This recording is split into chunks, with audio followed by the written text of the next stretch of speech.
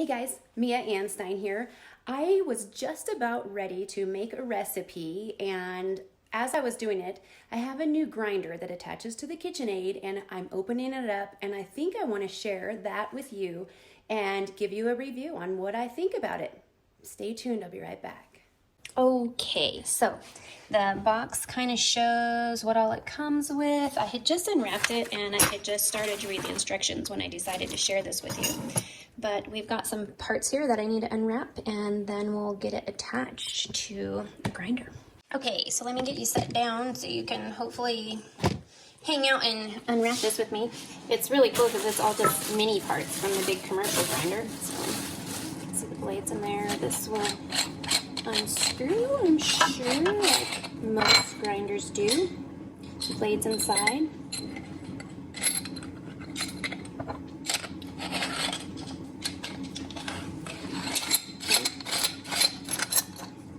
So there's that. We've got our tray, handy dandy tray. These are sausage tubes. I am not going to be making sausage, so I'm not going to open those. This looks like a little scrubby. We're going to clean. Actually, I'm going to wash this before we put it on there because it's new. I want to make sure there's not anything disgusting on it. Let's see. This, I bet, is extra blades. Let's see here.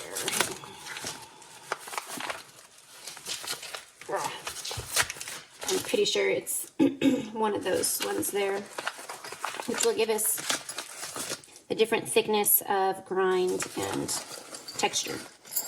So yeah, that's exactly what that is. Those are extra parts. So, safeguards to clean. Completely disassemble the attachment, hand wash. All parts are not dishwasher safe. I will tell you something about parts and dishwasher. Like these steak knives, maybe I should talk about those in another episode, but some of these things you can damage if you put them in the dishwasher, so make sure you read these instructions.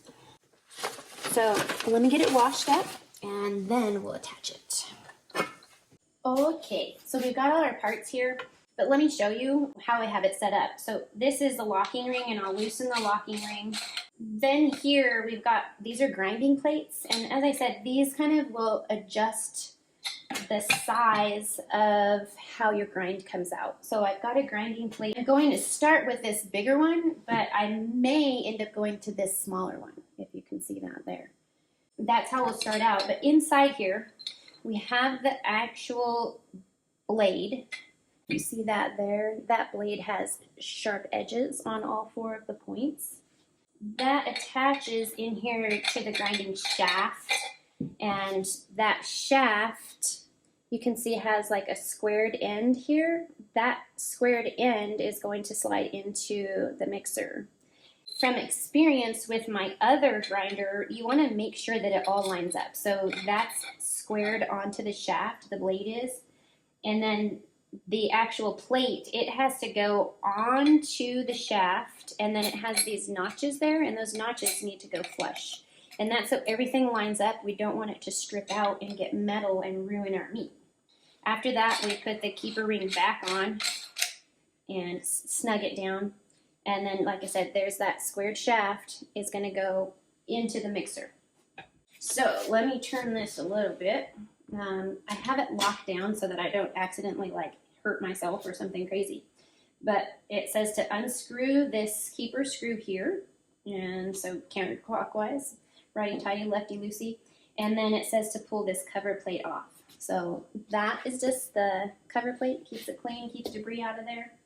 Inside here, there is another squared portion, and in that squared portion, I am going to slide that squared drive. This is the top. This is where the meat will be fed into. So once I slide that in there, I want to kind of jiggle it around, and there it caught, and now it locks on. I act like I've done this before, but they have really simple instructions. Now I'm going to put the keeper screw back in, and I'm going to tighten that down so that nothing comes flying off while I'm using it. The tray will slide right on top, right up there, and I'm gonna go get some meat, and I'll put the meat in and plunger, and I'm probably gonna go ahead and use this bowl, but I will scoot it out and unhook and whatnot. So let me get the meat and I'll be right back. Okay, now that I have this plugged in, I do have that latched. I'm just gonna give it a dry run before I actually throw any meat in here or anything, but let's see how that goes. Oh, very good. It's running smooth. It seems like it'll be great. As I said, I'm gonna be using my standard bowl that I use with my KitchenAid. So let me get my meat. Right here. I may have to trim down some of these to make sure they can fit in there, because this one is pretty wide in comparison to that diameter. I am actually going to see how it goes with the first one. Is a little smaller, but not totally, and see how it goes. So let's grind this up.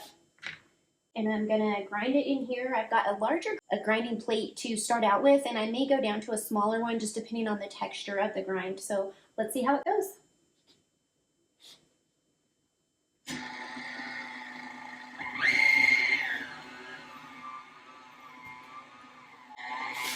See if I need to push the plunger to push it through. Actually, it's already starting to come.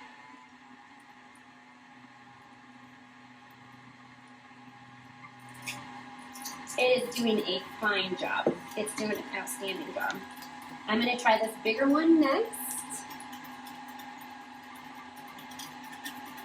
And send it through. So you can see the size of this grind here. It's just a little bit bigger. And the grinder is working wonderfully. It seems pretty sturdy on here too. The blade's sharp, seems sturdy. I'm not pushing real hard. I'm kind of letting the grinder do its own thing and pushing the meat through. But what a wonderful grinder blade. I look forward to using this for other small projects in the future. This grinder I actually got because I have plans for a wild turkey as well. So as this comes through, once it's done, I'm going to put the grind through again, but I'm going to turn it off for a second just to show you what the grind looks like so you can kind of see the size. And so if you look at there, at that size and texture, I'm going to put it through again. And this, sometimes I'll do a double grind with elk meat, deer, and stuff like that. And sometimes I'll do a triple grind. It just depends on the texture. So I'm going to run this through a second time and possibly a third, and we'll see how it goes. And then we'll get to cooking. So I've got it back up in the food tray. I'm going to use my plunger and just kind of put it in there little by little. And it's starting to come out strong again. And then I'll just let gravity do its thing here on the plunger and let it take itself down. You can see it kind of going down. Perfect. So that's number 2 through. Clean some of this up while I'm at it. Okay, so that's batch 2 through there. We're gonna go ahead and I'm gonna do one more just to make sure that it's a nice consistency. Let me show you this consistency just so you can see. It's a nice good grind. So we're gonna put it through again. One thing that I'll note on this grind is that I only have this on setting 2 as far as the power level. I don't want to do it too fast because I don't want it to tear and mash the meat. I want it to just grind and slice the meat. So I don't have it on a super high setting. If you wanted to, I imagine I could look at more instructions, or maybe you can tell me in the comments if you have used a grinder like this that has the various speeds and if you can do it on a higher setting. My guess would, if I put this on setting 10, it's going to shoot out and make a mess all over my kitchen. So right here I have it on level 2, and that seems to be working really great. I actually think I'm really going to enjoy this little grinder. I will tell you, because I've cleaned up the bigger industrial size grinder that I use, and these are super easy to clean because all the parts come apart. There is that bristle brush that they included with the grinder, and that's going to help me clean inside the tubes and whatnot, since I'm not going to put this in the dishwasher. So I'll be using this bristle brush to scrub that out, and it's simple soap and water, and then use a towel to dry or let it air dry.